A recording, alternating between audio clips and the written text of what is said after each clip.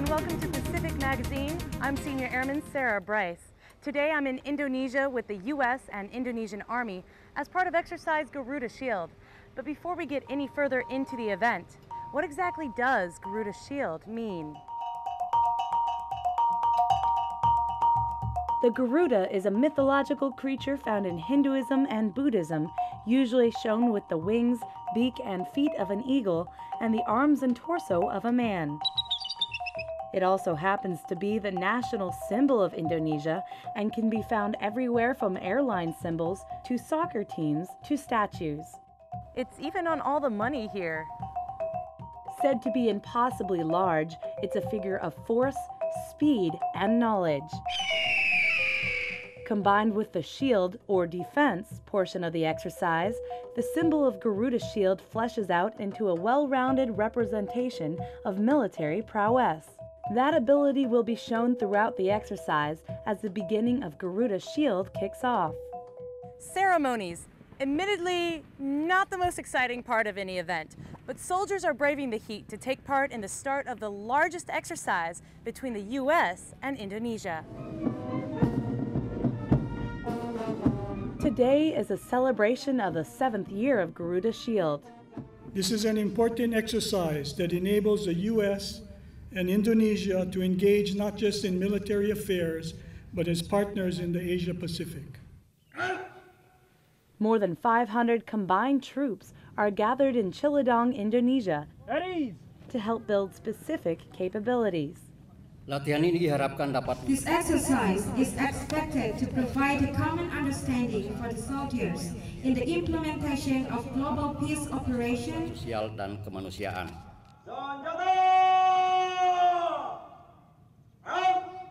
The theme of the exercise is One Team.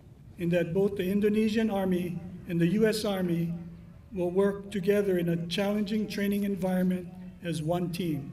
Army National Guard, Reserve, active duty, and even a few cadets have gathered for the event to demonstrate the full capacity of the U.S. Army and its dedication to its Indonesian allies.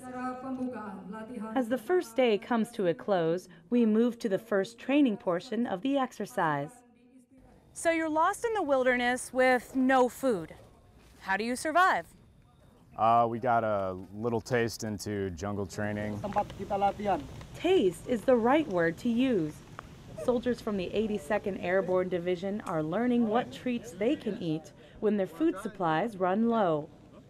Edible sources include soursop fruit, sugar cane, and, wait, is that a snake? Yes, you can eat snake too. What's his name? Slithery, scaly, and sometimes deadly. Also known as dinner. The Indonesian troops demonstrated the right way to capture and handle these reptiles. This next portion is not for the faint of heart, so viewer discretion is advised.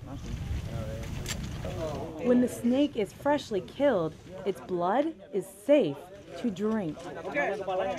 The soldiers stepped up to the challenge and showed no fear in tasting the blood of a cobra.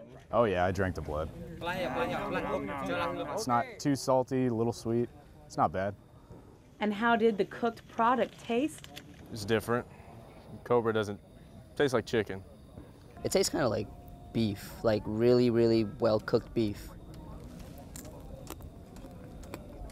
Cobra.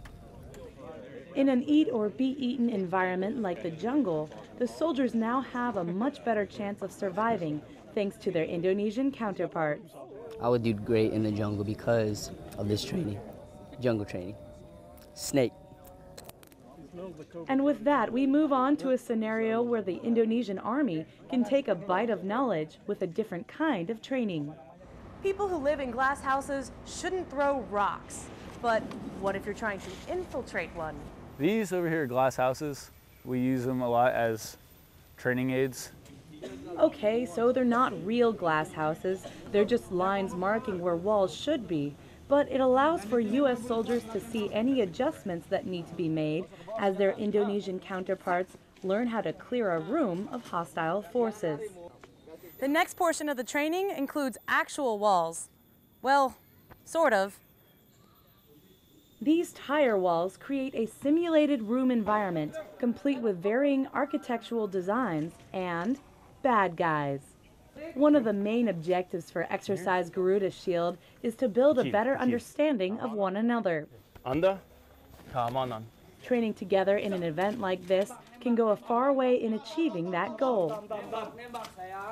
It's all about being able to work with another military, being able to identify their strengths, their weaknesses, so that you can develop our allies as well as we are, so that way it's a better, stronger fighting force.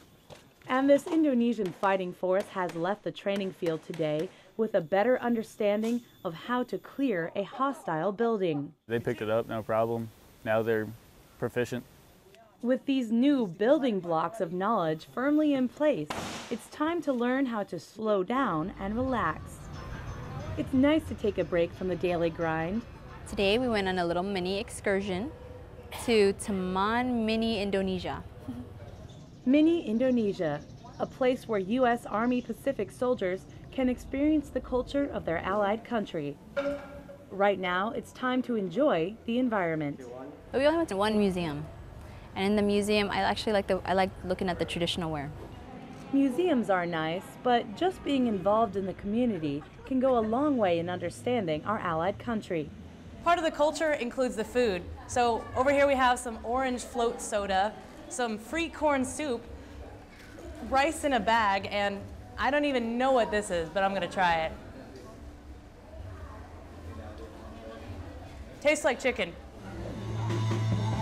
After lunch, these soldiers stumbled upon a secluded Indonesian rock concert, followed by a monorail ride around the park, a bit of shopping, Cool souvenirs, we got a lot of stuff to take home. and a surprising guest performance unique to a country like this. Despite a difficulty in adjusting to the weather, Very hot. Sits on you hot. Want to offend you?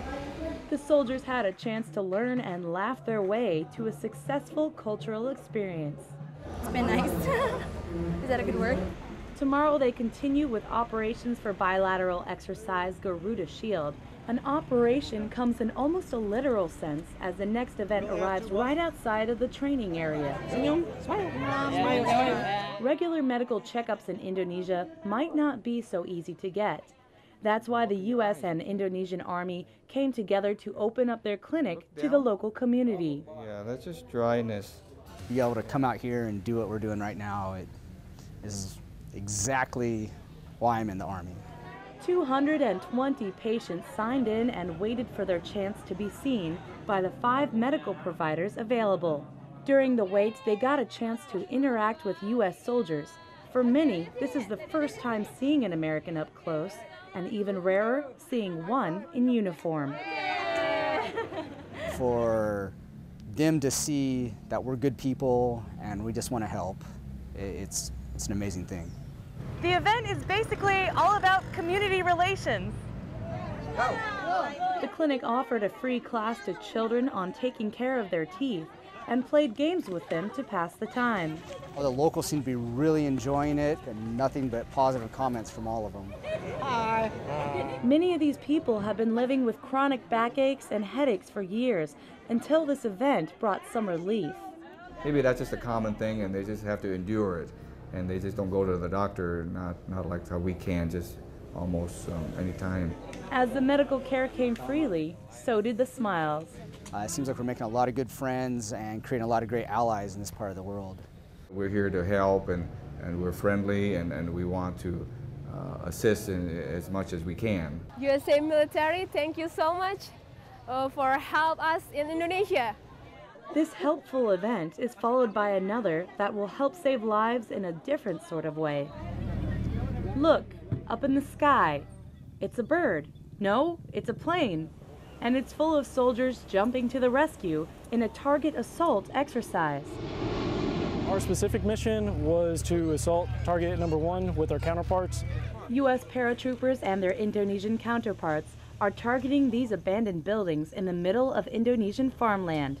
The scenario, a fictitious rebel group has taken over a local dam, and it's up to the combined forces of the U.S. Army Pacific and Tentara Nasional Army, or TNI, to keep the peace, subdue the insurgents, and return the dam to the people who live there.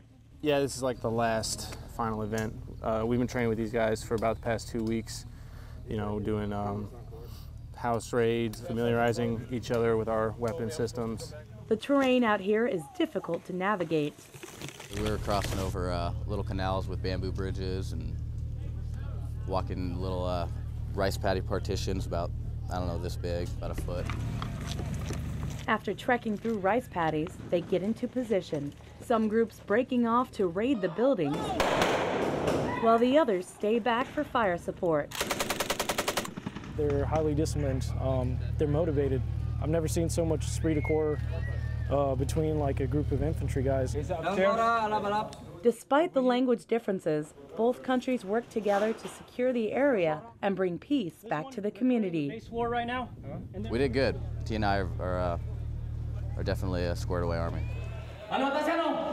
This bilateral mission marks the end of Garuda Shield 2013 as the troops apply everything they've learned to finish with a bang. That does it for this edition of Pacific Magazine. I'm Senior Airman Brice, and from all of us at AFN Pacific, thanks for watching.